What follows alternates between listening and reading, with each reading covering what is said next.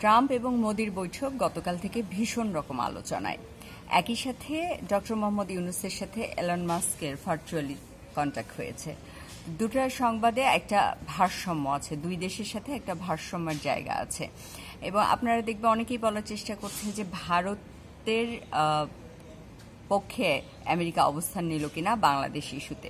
আসলে আমেরিকার কোনো দেশের কোনো পক্ষ নেয় না কখনো, আমেরিকা সবসময় তাদের পক্ষ নেয়। তাদের জন্য যেটা ভালো, আমেরিকার পররাষ্ট্রনীতি আসলে আপনার ধরতে হলে ওরা আসলে 50 বছর আগেই ডিসাইড করে থাকে যে ওরা ওই রিজনে ওই দেশে কি ধরনের পররাষ্ট্রনীতি প্রয়োগ করতে চায় এবং তারা কি ধরনের ফলাফল দেখতে চায়। সেই ফলাফলের প্রেক্ষিতে তারা আসলে অনেক আগে থেকে কাজ শুরু করে। আমরা যখন বুঝতে পারি, আমরা যখন তাদের কৌশলগুলো ধরতে পারি কিছুটা, ততদিনে আসলে অনেকখানি দেরি হয়ে যায়। তো ভারত, বাংলাদেশ এবং আমেরিকার যে ত্রিমুখী একটা সম্পর্ক, আপনারা জানেন যে মুক্তিযুদ্ধে আমেরিকা বাংলাদেশের বিপক্ষে ছিল, তখন ভারত আর আমেরিকার একটা টানাপোড়েন ছিল। আর এই মুহূর্তে যেটা অপেক্ষাকৃত বলা যায় যে আমেরিকা এখন পর্যন্ত এক ধরনের বাংলাদেশকে সমর্থন দিয়ে যাচ্ছে বলে মনে হচ্ছে, এবং ভারত তাদেরকে খুব একটা শেখ হাসিনা ইস্যুতে কনভিন্স করতে পেরেছে বলে মনে হয় না। আবার এটাও ঠিক যে শেখ হাসিনা যেহেতু ভারতে অবস্থান করছেন এবং আমেরিকা এটা নিয়ে এখন পর্যন্ত কোনো প্রতিবাদ করে নাই, এটা নিয়ে কোনো ধরনের বক্তব্য দেয়নি, সেক্ষেত্রে বলা যায় যে তারা ভারতকে এই সেক্টরে এই সুনির্দিষ্ট বিষয়টাতে এক ধরনের সমর্থন জুগিয়ে যাচ্ছে। তো সামনের দিনগুলোতে আসলে রাজনৈতিক সমীকরণ কি হতে পারে ভারত, বাংলাদেশ, আমেরিকা, আমার যেটা মনে হয় যে বাংলাদেশের সবসময় উচিত, বাংলাদেশের পররাষ্ট্রনীতিটাকে আমার সবসময় মনে হয় নতজানু একটা পররাষ্ট্রনীতি। কিন্তু বাংলাদেশ ভৌগোলিকভাবে যে জায়গায় আছে সেটা যেমন খুব ইম্পর্টেন্ট, একই সাথে আপনি যদি এই সাইডে পুরো দেখেন, ভারতের সাথে আশেপাশে কোনো রাষ্ট্রেরই ভালো সম্পর্ক না। নেপাল, ভুটান, মালদ্বীপ, এখন তো বাংলাদেশের সাথেও এক ধরনের সম্পর্কটা মানে একটা শীতল অবস্থায় আছে, যেখানে বাংলাদেশের সাথে তাদের বড় ধরনের একটা বর্ডার আছে। তো সবকিছু মিলায় চীনের সাথে তাদের সম্পর্ক ভালো না। এই সব কিছু জায়গায় বাংলাদেশের একটা অনেক বড় সুযোগ আছে আমেরিকার সাথে সম্পর্কটাকে উন্নয়ন করার।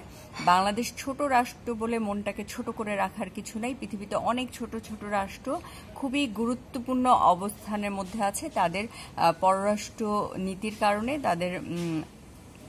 তাদের নিজেদের ব্যাপারে, নিজেদের দেশের ব্যাপারে সিদ্ধান্তগুলোর কারণে, কূটনৈতিক চ্যানেলগুলোর কারণে। তো বাংলাদেশ এখন যেটা করতে পারে, যেহেতু বাংলাদেশের আমি মনে করি সবথেকে বড় সম্পদ হচ্ছে বাংলাদেশের মানব সম্পদ, এবং বাংলাদেশ ভৌগোলিকভাবে যে অবস্থানে আছে, অ্যাট দ্য সেম টাইম ভারতের নিজেদের দেশের মধ্যে যে সমস্যাগুলো আছে এবং আশেপাশের রাষ্ট্রের সাথে যে সমস্যাগুলো, সেগুলোকে সবকিছু থেকে কনসিডারে নিয়ে বাংলাদেশ যদি আমেরিকার সাথে সম্পর্ক উন্নয়ন করতে পারে, এবং বিশ্বে এই মুহূর্তে সব থেকে বেশি যেটা চলে হচ্ছে বাণিজ্য।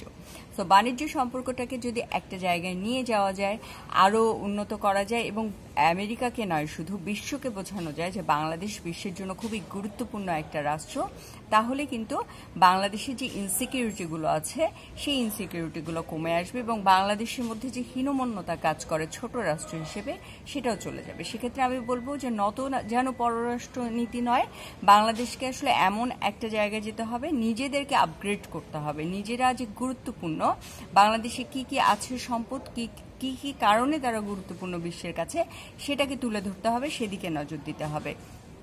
তাহলেই কিন্তু বাংলাদেশের আজকের যে অবস্থা, প্রতিনিয়ত যে টালমাটাল সিচুয়েশন তৈরি হয় পলিটিক্যাল আনস্টেবিলিটি, এটা কিন্তু দূর হয়ে যাবে বলে আমি মনে করি।